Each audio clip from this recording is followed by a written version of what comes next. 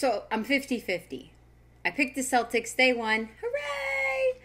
And then the Lakers lost. Holy moly, I gotta give mad props to the Thunder's fans. In that entire arena last night, there were maybe like 3 people that didn't have those blue shirts on. Mad props for being so obedient, Oklahoma City fans. You know Miami fans are far too cool to be wearing the same t-shirts. Somebody asked, what is Andrew Bynum missing? And I can think of a lot of things that he's missing, but the answer that this person gave was something that I completely and utterly did not expect. Andrew Bynum is missing college. So I charged Lou the stats dog with going and doing some research on NBA players who were drafted directly out of high school. And since Lou the stats dog is amazing, is an amazing statistician, here's what there he is right there. There's Lou the stats dog. Lou. Oh, now he knows I'm talking about him, so he's going to pretend like he doesn't hear me. Does everybody want to see Lou the stats dog? Lou, high five.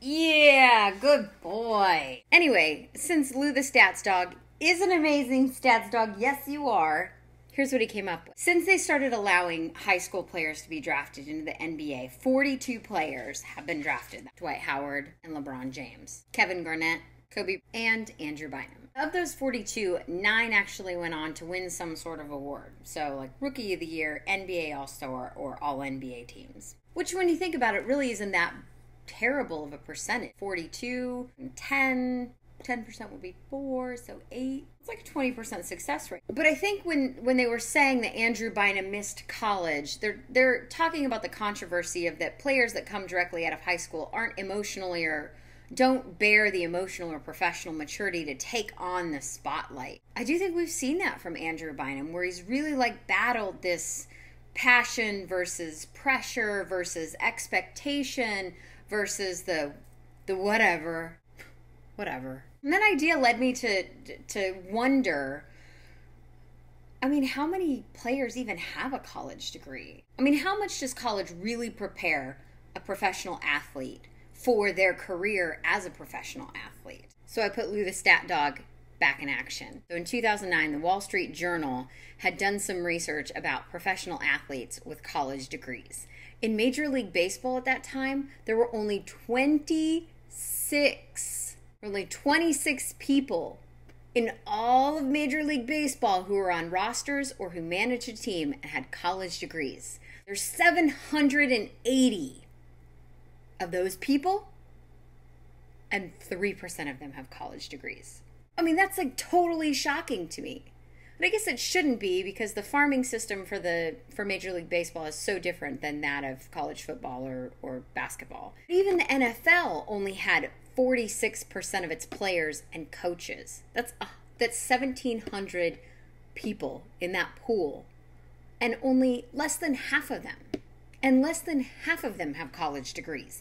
And that is a farming system that's very rooted in college. Just to give you some perspective, the general United States population, the percentage of people who have college degrees is about 27%. There's some conflicting data about the NBA, somewhere around 25%. What's interesting is that then the article went on to talk about the number of professional athletes who go on after they've left their game to be broke. So in the NBA, they estimate that about 60% of the players, once they leave the NBA, will be broke in 5 years. In the NFL, that number is over 70% in the first 2 years after they leave the game. If we educate our professional athletes in a way that prepares them for the pressures of being in the limelight and the pressures of playing a sport like that, but also prepares them to, deal with the millions of dollars people throw at them instead of buying big old bling black diamonds and silly little hipster glasses. I mean, no joke. In 2009, the average NBA salary was more than $5 million. And maybe only 20% of the people with all that money have a college degree. I mean, I'm willing to bet that most people in the general population of the United States, if they make $5 million a year, they probably have a college degree. Or at least went to college.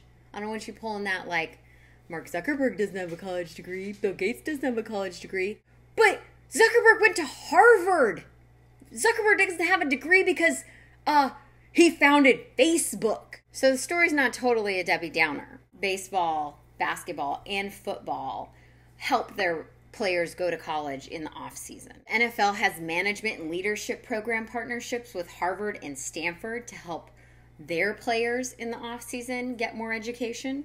Michael Jordan went back to school. While he was a Bull, he would go to the University of North Carolina, and he ended up finishing his degree in geography. Shaquille O'Neal finished his degree at LSU in business administration and then went on to get an MBA. And Oakland A's pitcher Craig Breslow called the smartest man in baseball. You know why? I'll tell you why, but I gotta read it because he's so smart that I can't memorize what his degree is in. Molecular biophysics and biochemistry from Yale. Where was I going with that? So the moral of my story is, be like Mike. Be cool, stay in school. On to picks for this evening. Man, this is tough. I love D. Wade.